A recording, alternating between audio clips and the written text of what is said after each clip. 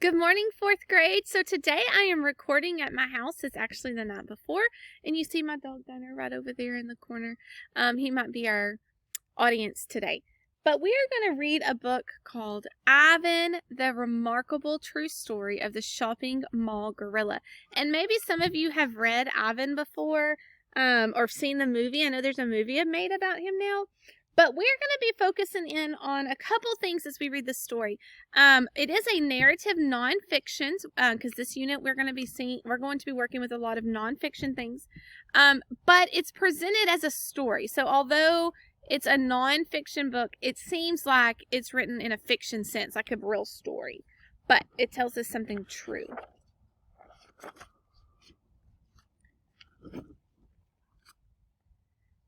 In leafy calm and gentle arms, a gorilla's life began. The baby was born in a tropical forest in Central Africa. He was part of a large family of western lowland gorillas. The troop included babies, juveniles, females, and a male leader, the silverback. Now, what do you think a juvenile might be? It says the troops included babies, juveniles, females, and a male leader. So juveniles are probably like kids. That means they weren't babies, but they weren't adults either. The more the baby gorilla grew, the more he played. The more he played, the more he learned. He rode on his mother's back. He listened to the hoots and grunts and chest beats of his father. He watched the older gorillas, clever and quick, as they wrestled and chased and swung from vines. What do you think about his life? His life seems what? Seem happy? Seem sad? Seem content? I would make an inference that these gorillas are kind of social animals. What text did I read? What text evidence proves that these gorillas are going to be social animals? Social means like they like to interact and play with each other. What says they wrestled, they grunt, they beat chest, they played and learned together. So I can tell that they're social animals from all the interaction they have with each other. He did not learn about humans until it was too late. Poachers with loud guns and cruel hands stole the little gorilla and another baby. What do you think a poacher might mean? Using our context clues, what do you think a poacher is? Yeah, if you look up here in the picture, it says poachers with loud guns and cruel hands. Let me know those are people who want to steal or kill the animals. Why do you think they took him? What do we know about people who like to take animals? Maybe show him off, put him in a zoo or a circus. After thousands of miles and endless days in a black, damp crate, at last came light and fresh air. The jungle, green with life, was gone. The gorillas had traveled halfway around the world to Tacoma, Washington. A man who owned a shopping mall had ordered and paid for them, like a couple of pizzas, like a pair of shoes. It says, why do you think the man who owned the mall wanted to buy those gorillas? Why do you think he wanted those gorillas at his shopping mall? And also I want us to think about, they compared him ordering the gorillas to a couple of pizzas. Like when you order a pizza, is it a big deal? Hey, I'll take a pepperoni pizza. Here's my money. I got my pizza. Or, hey, I really like those leopard shoes. I'm going to need those. When, it's just super easy. And so for this guy, it was easy. You just ordered a couple of gorillas. They showed up. People cooed and laughed and held the babies. They dressed them in human clothes and fed them human food. The shopping mall owner ran the Name the Babies contest. The winning names were Burma and Ivan. So I'm glad he at least still has a friend with him. One dark day, soon after the babies arrived in their strange new world, Burma died. Without her, Ivan was all alone, with too much left to learn. Why do you think they use the word in their strange new home? Why do you think he said strange? Do you think it was strange to them? I think it was strange.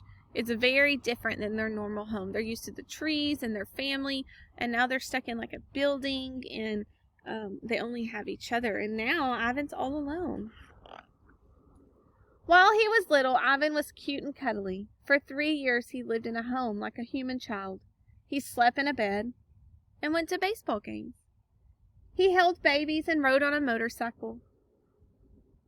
Has Ivan changed a little bit? How? Like, why do you think he's changed? Because he's living like a what? A human. Like, he's living like a normal kid would do. Do you think he's having fun? I think so. I mean, what person doesn't want to go to baseball games and sleep in a bed and ride motorcycles? Like, that's a good life. He had to learn many things gorillas in the wild didn't know how to do. The one thing Ivan didn't need to learn was how to eat. The more he ate, the more he grew. The more he grew, the less he could live the normal human life in a human house. So things are starting to change a little bit for Ivan. A cage in the mall became Ivan's new home. There wasn't much to do. Sometimes Ivan watched TV. Sometimes he played with an old tire. Sometimes he finger painted, signing the papers with his thumbprints. Mostly, he watched the humans watching him. I don't think Ivan's enjoying his life right now. I think things have really gone bad for him. Ivan was about 13 when his coat began to shimmer with silvery white hairs. He had grown into a silverback gorilla. In the jungle, he would have been ready to protect his family. But he had no family to protect. Year after year passed. People began to grow angry about Ivan's lonely life. Children and adults wrote letters and signed petitions and held protests. What do you think it means they held petitions or signed petitions and held protests? Yeah, like that means like they were trying to free him. They wanted him to be free, and they were getting people to sign their names saying that they agree to those same things. Ivan lived in his cage without the company of the other gorillas for 27 years before he was sent on another journey. This time the hands were gentle. Zoo Atlanta wasn't a jungle. It was a place with walls. Still, the breeze carried jungle sounds and scents. Scientists who understood the needs of gorillas helped Ivan adjust slowly, carefully, gently to his new life. What does it mean he had to adjust to his new life? Maybe we can relate or connect to Ivan and the fact that we've had to adjust. Like maybe we lived our life one big, complete way, and then boom, all of a sudden it's something totally different, and we have to adjust to the changes. Why do you think he had to adjust? I think he had to adjust because he was living in the city and everything was done for him. His food was given to him. His bed was done for him. When he went to the bathroom, it was probably cleaned up for him. And now he's at a zoo where he kind of can fend for himself. I like how it said right here, this time the hands were gentle. That lets me know that where he was going, they were going to be calm and easy and gentle with Ivan. Finally, it was time. Ivan was ready. Cameras clicked and reporters watched. When Ivan stepped onto the cool green grass, the sunlight gleaming on his silver hair, people cheered and laughed and wept with joy. Ivan, the shopping mall gorilla, was in a place with trees and grass and other gorillas at last. Why do you think people were cheering and they wept with joy when they saw him at the zoo? Yeah, I think when he was free and he could be his normal gorilla self again, and that was such a big deal for Ivan, and people were so happy for him. In leafy calm and gentle arms, a gorilla's life began again. What does that sentence mean? A gorilla's life began again. His life already began once, But it began again because now he can really finish living his life like a gorilla. And he's not living his life in a contained place. Why do you think the author ended that story that way? He ended it the same way he started it. Do you think that Ivan probably started his life in a happy place? Yeah, I do too. And I think he ended his life in a really happy place. If you notice here, this is based on a true story. And so here's like the real story about Ivan and some of his pictures. And this is actually a painting by Ivan. What do you think the message of the story is? Like, what did the author want me to learn about Ivan? Like, what did he want me to learn from the actions of those people and from Ivan's story?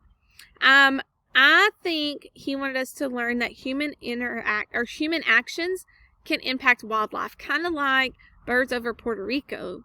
Also, an animal's life in the wild is different than its life when it's in captivity. Captivity meaning when it's it's captured.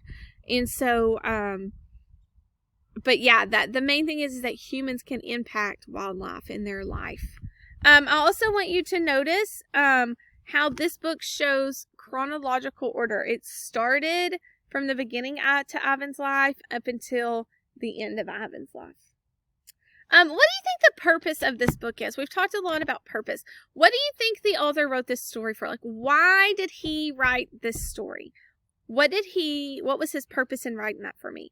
I think his purpose in writing this story is that he wanted me, to teach me or to explain to me the importance of humans in affecting gorillas or not just gorillas, but wildlife in general. I don't think he was trying to persuade me to do anything. I think he was just trying to explain to me how to protect those animals.